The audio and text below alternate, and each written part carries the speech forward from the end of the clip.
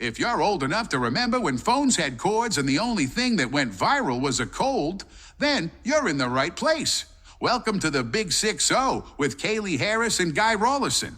Because who better to discuss life's second act than two people who still think mature is a type of cheese?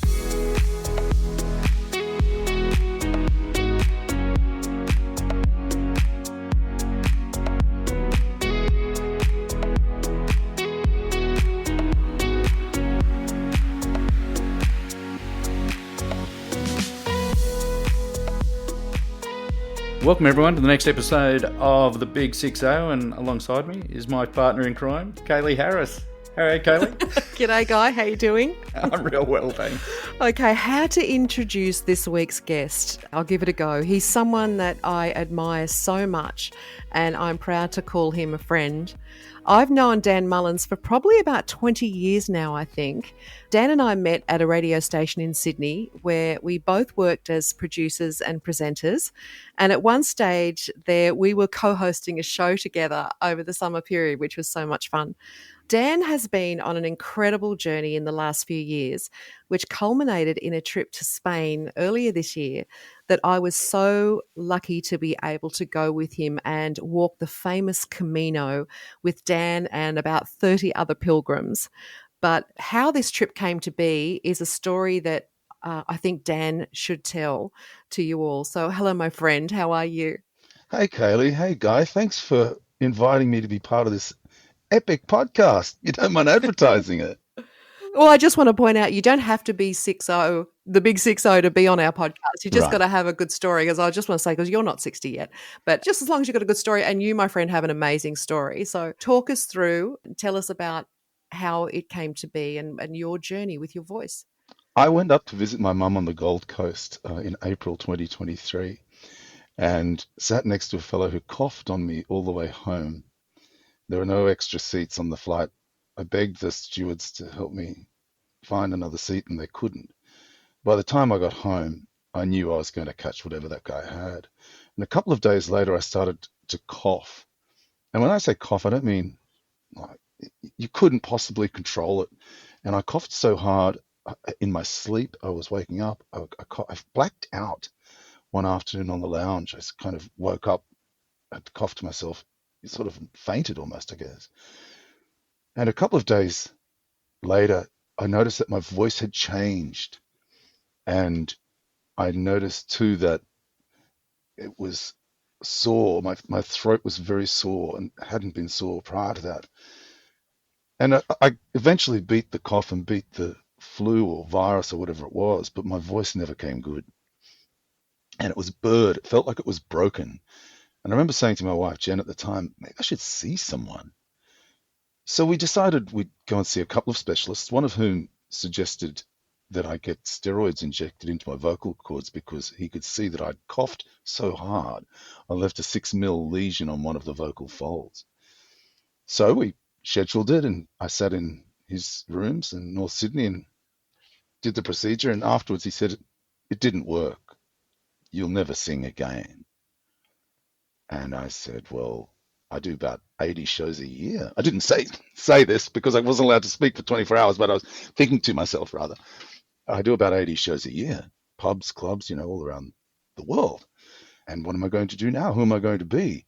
And the receptionist said, whoa, that was a tough consult this morning, wasn't it?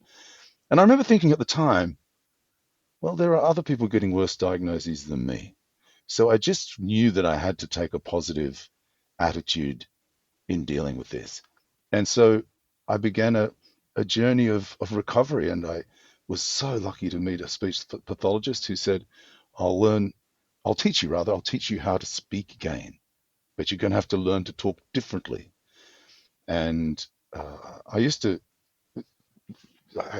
never really warmed up my voice. I never really treated my voice properly as an instrument as it ought to be. So that was a whole new learning process, and a process in actual fact that I came to love. And it took 6 months before my voice came back speaking. And she said one afternoon, a cold September afternoon, I remember it clear as day, she said, I think you're ready to start to sing again. And I then started singing lessons, and 5 months later, so it was all up, it was about 10 months, I started performing again and I got my voice back. So that's the story of the voice. Did you have any doubts along the way, Dan, that you're thinking, Yeah, this just isn't going to happen? absolutely. But Guy, what I focused on was faith over fear, belief. I once worked for somebody who said, there's no excuse for hard work. And I was diligent. Cecilia, who was my speech pathologist, and incidentally, Saint Cecilia is the patron saint of musicians.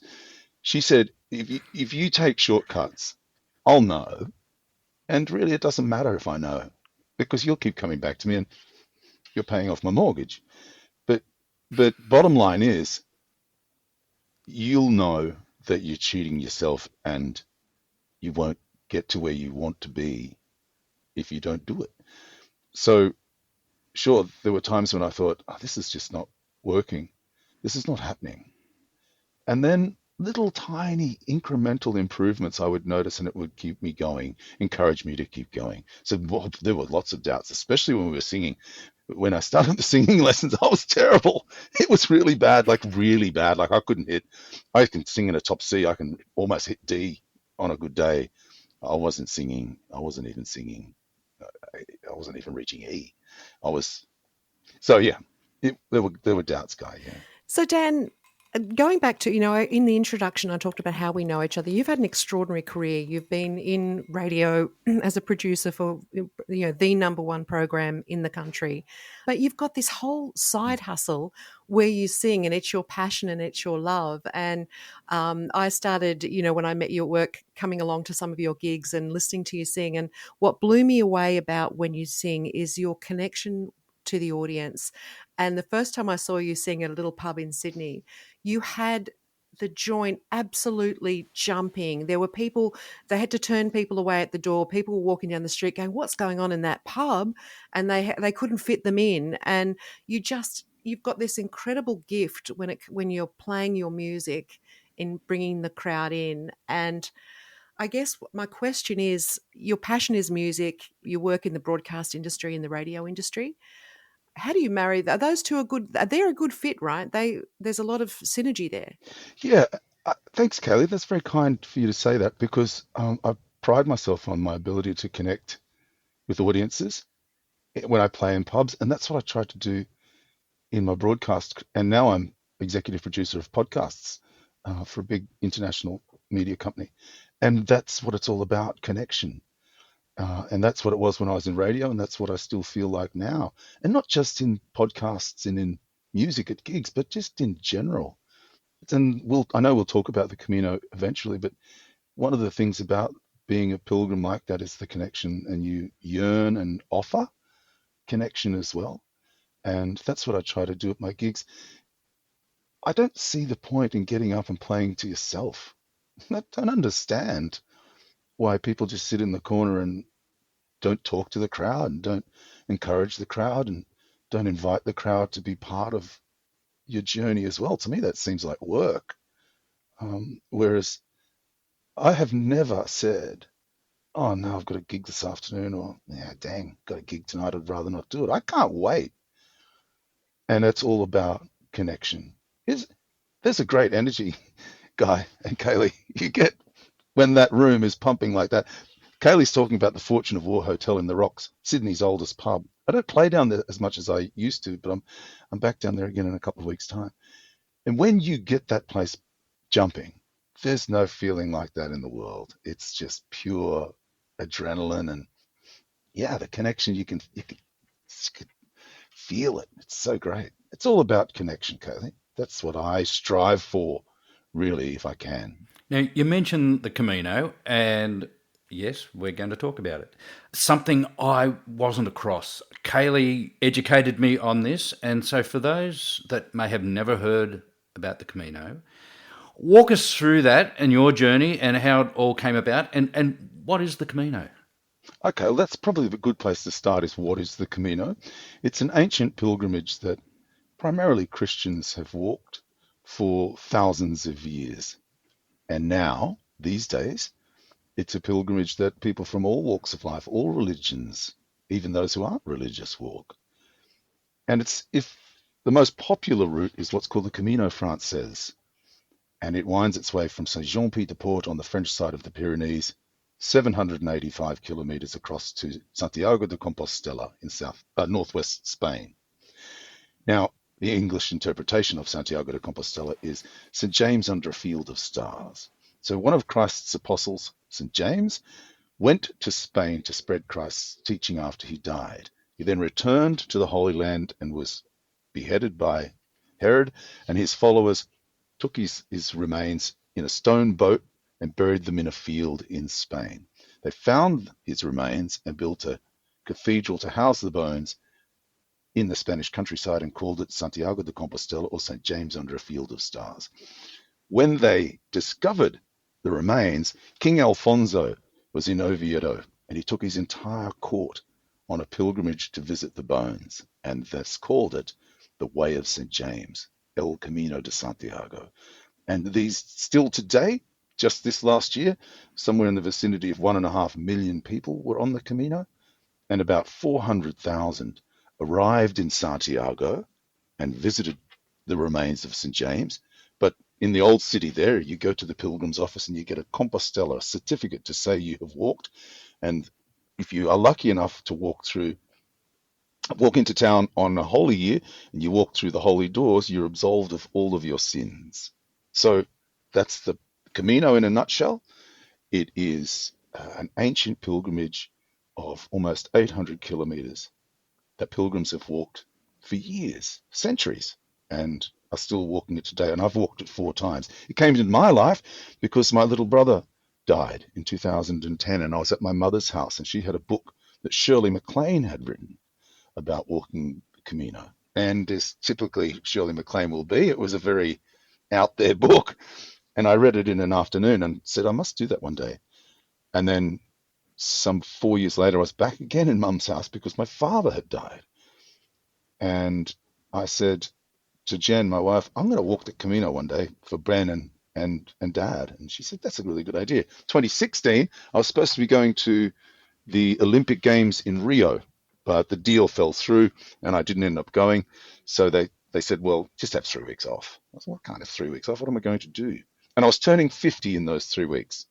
And because I was going to be in Rio, we were going to have a party in Rio. And then all of a sudden, oh, now we have to organize the party. We only had a couple of weeks' time, and it was going to cost a lot of money. I was going to ended up playing all night in the band. I'd be setting up, packing up the next day, and then paying for everyone's food and drinks. It didn't sound like a party to me. So Jenny said, why don't you take the money and go and do that silly walk in Spain? And I said, oh, I don't really have any shoes, or I haven't planned it. You've got to plan these things. And a couple of days later, I came home and the ticket was on the kitchen bench, a present for my 50th birthday. And so I walked on that trip. I walked 400 kilometers over 3.5 weeks, I think. And I arrived in Santiago at the remains of Christ's Apostle St. James on my 50th birthday. So it was a very special event. And it's still very special in my heart now. This episode of The Big 60 brought to you by Louis Carr Real Estate, helping people in the Hills District find their dream home since 1992. Ready to buy, sell, or rent? Check out louiscarr.com.au for all your property needs. So tell us about, since then, you've done a few more Caminos, and how did we come about to the one this year? Because this is where we bring in your new album, and that the album is very much a part of the Camino that we both did back in May. Tell us about how that happened. Okay, so when during COVID, we did, like everybody, spring cleaning, just looking for something to do, and my wife found all these old VHS tapes under a table upstairs. And so we sent them off to be digitized, and they came back. And one of them was a concert I had done in Brisbane in the 1990s. That was a kind of a big deal in the 1990s. And it was this full house, and I was singing these songs, and I was thinking, I'd forgotten I'd even written that song. And Jen was like, this is a great album. This is a great, all these songs are so good. And yet they didn't have a home. They didn't make it onto albums. I'd made 3 EPs and I think 3 albums with another band, and then I'd made another album myself solo a few years ago. So I thought, I'll start thinking about a new album. And then when I got sick and losing my voice, I was determined that I would make a new album. And I wrote about another 6 songs through that process as well, because I figured I wanted to stay connected. There's that word again. I wanted to stay connected.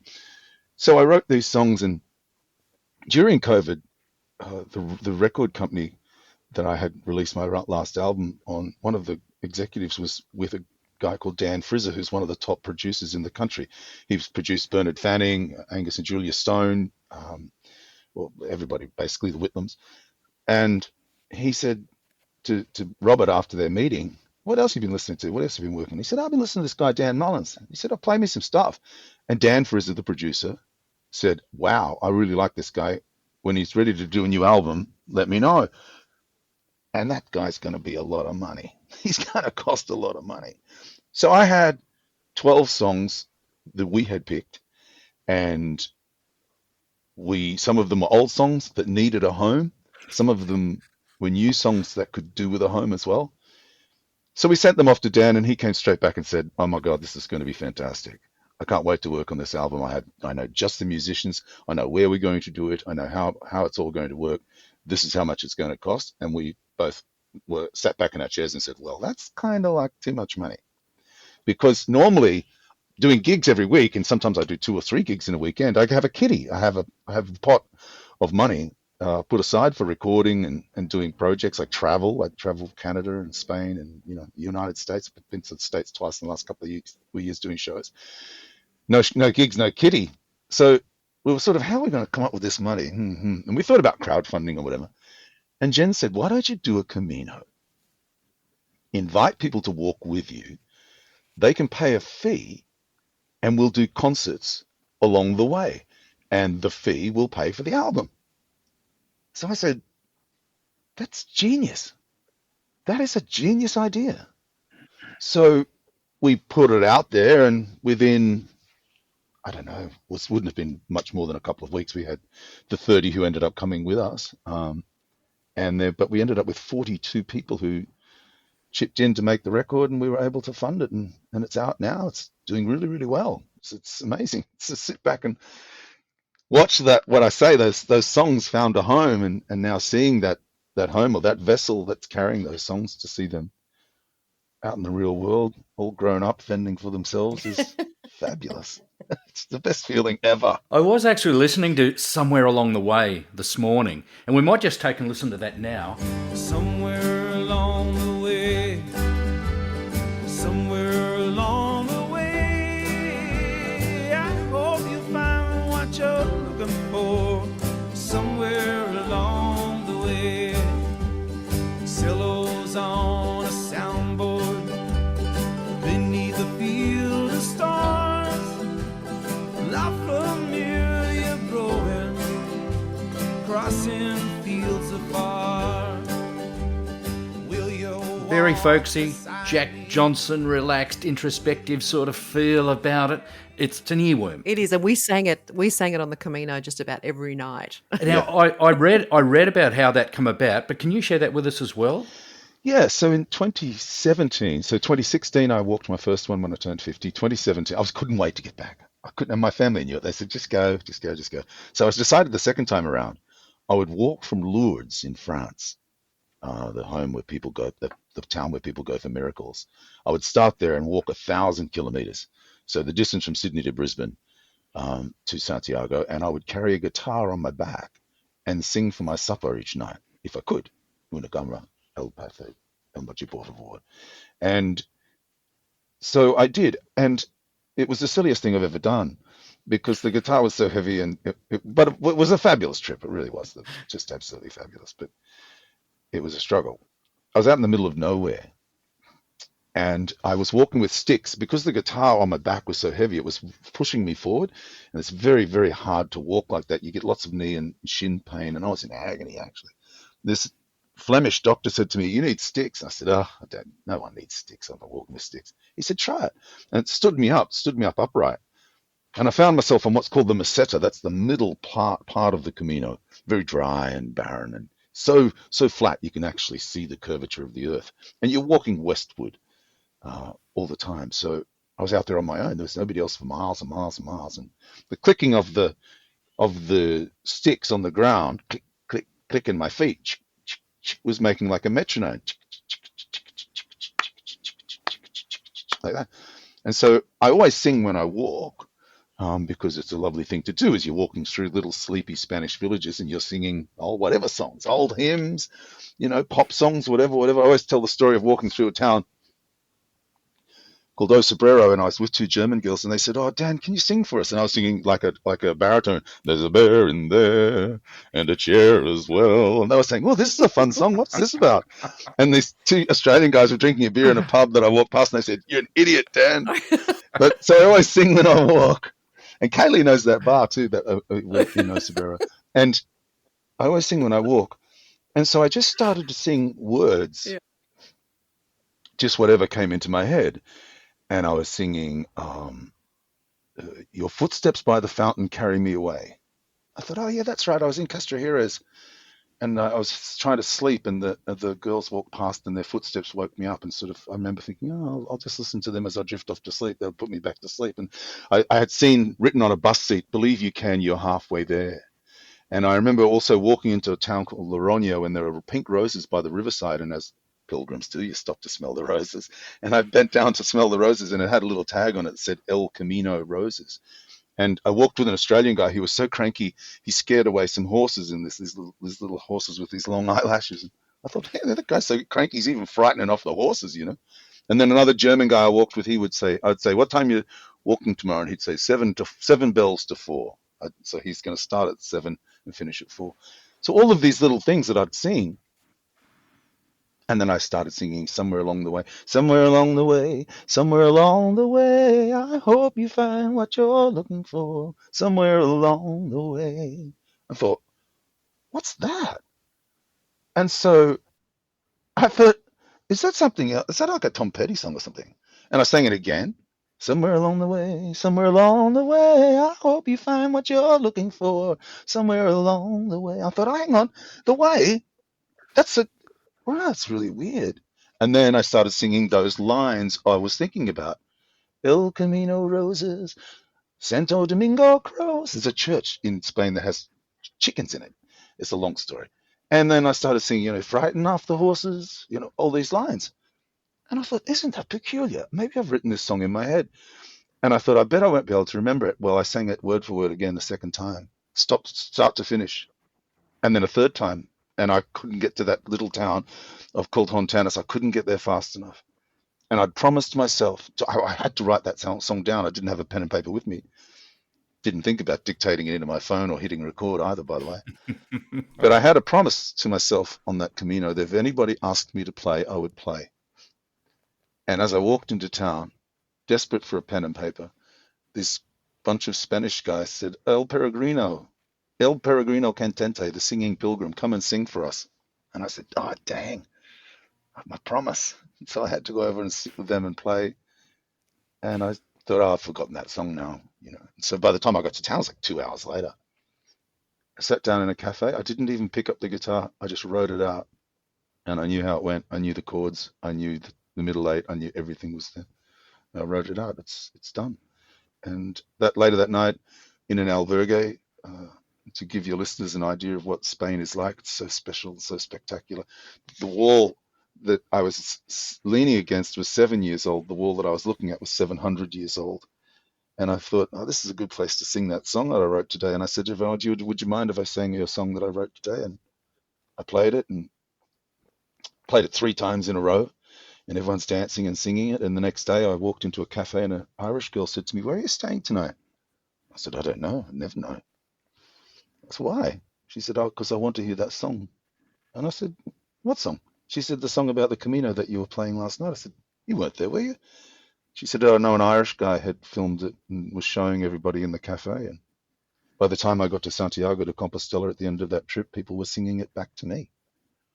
And it's been the most extraordinary journey with that song that just came to me in the middle of nowhere."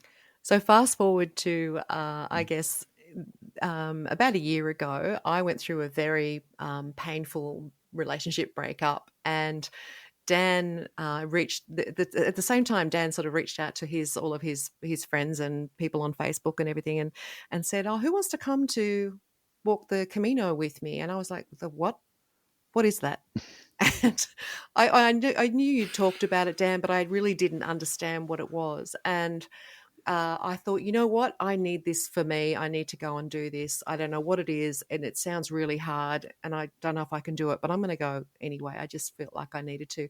So we walked the last 300 kilometers of the Camino from Leon to Santiago de Compostela, and I never thought I'd get through it with, blisters and everything, but it was fine. I met the most incredible people, and as you said, Dan, you played most nights in these little Spanish bars and cafes, and everyone was just singing along. And the thing about it was, it wasn't 30 people walking the Camino. We were all sort of spread out. You could walk with somebody if you wanted to, or you could just walk by yourself. And we had good days and we had really rainy days, and it changed my world so much for the better.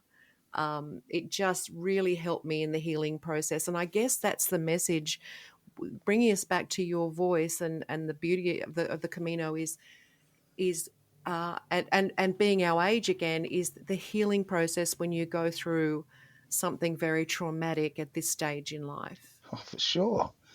Look, we're lucky. We all know people who have died young. And we all know, as we now get to this age, it's our parents who are starting to die off. Right? So we're survivors. Why not make the most of it? And why not share that joy with others? And the Camino is just a great place to do it. If you haven't had heartache in your life, well, you're so blessed, you ought to be walking to celebrate that luck. But if you have had heartache, then challenging yourself with a long walk is a good way to remind you that if you just put one foot in front of the other, you'll get somewhere. And that place will be worth visiting. And if you can take a few friends and family along with you for the ride, then that's life. Sure, there's good days, there's bad days. And that's what the Camino is all about. How do you deal with those good days and bad days? You celebrate the good days, and you pick yourself up off the floor on those hard days, and you say, life's magic, man. Life's fantastic. Despite all the heartache, celebrate the fact that we're still here. I was at my brother's 60th birthday a few years ago, and I walked in, and one of his old mates said, "Oh, man, well done. You're still here." And I said, yeah, I'm still here. Well done to you too, yeah. And we sort of patted one another on the back, and he had accidentally said something immensely profound as a kind of joke, but he was right. We are still here. And we all know, as I said, somebody who's gone too early. And why not celebrate it? Why not make the most of it? The Camino is a bloody good place to do it. I guess we probably all have our own personal Caminos as well. I was listening to the podcast. I know you've got massive following as far as my Camino and the podcast. Inspirational tales. I listened to a few this morning, but there was one line from a guest which I took stock from, where it was to stop, pause, and reflect. And that really resonated with me. That's probably something we all need to do, right? Yeah. Yeah, stop, pause, reflect. We celebrate, we so rarely celebrate our achievements. Well, Australians have a funny way, don't we, of not trying not to big note yourself or trying to big note others. We sort of chop down the tall poppies. But I think it's really important that you do celebrate your achievements, and that you do step back for a moment, stop, pause, and reflect on what you've been able to achieve. And really, when we look at our families, we don't think ourselves or appreciate how difficult and bloody hard pilgrimage it is to be a parent, and even a grandparent. It's bloody tough. And yeah, stop, reflect, stop, pause, and reflect. Why not? Spoil yourself. And if you have been unkind, or you have been perhaps not as kind as you ought to have been in the past, reflect on that and learn from that guy. Because we all make mistakes. It's okay to make mistakes. But if we don't stop, pause, and reflect, then we won't learn from them. So don't brush them under the carpet and hope they'll go away, because I'll keep stretching the analogy. You'll trip over that lump in the carpet one of these days. You will, right? So reflect on them and learn from them, and maybe you can be a better person yourself. And as we all know, a better you is a better person, and it reflects on all of those around you and what's not to like about that, right? Dan, how do people find you if they want to listen to your music, they want to hear your podcasts? Give yourself a plug. How can people find you? And I'm sure plenty of our people listening to this will want to follow you. danmullinsmusic.com is the best way to find me and my podcasts. I'll be doing lots of shows coming up before the end of the year. In fact, I'm doing a show in Brisbane and a show in Sydney to launch my new album. And all the details and tickets are available on the website, danmullinsmusic.com. And there's a link there to the podcast. So however you listen to your podcasts, you can subscribe, and there's a new episode comes out each Tuesday. In a couple of weeks' time, we will have hit our 400th episode. So there's lots to listen to there. And you don't have to be a Camino-phile to like them. They're just inspirational stories and people who sought change and found change, and sometimes in the most profound ways. And there are some incredible stories about people who didn't know how incredible they are until they stopped and reflected. And it's a good place to do that. Yeah. Dan Mullins, thank you so much for your time. Thanks, Guy. Thanks, Kaylee. What a pleasure. The views and opinions expressed on the Big 6-0 are personal and reflect those of the hosts and guests. They do not represent the views or positions of any affiliated organisations or companies. This podcast is intended for informational and entertainment purposes only and should not be construed as professional advice. Please consult with a qualified professional for guidance on any personal matters. And before we go, let's give credit where credit is due. Kaylee Harris and I came up with all the genius content for this week's episode. Our producer, Nick Abood, well, he keeps the lights on and makes sure we don't accidentally upload a cat video instead of a podcast. So thanks for keeping us on track, Nick. Nick?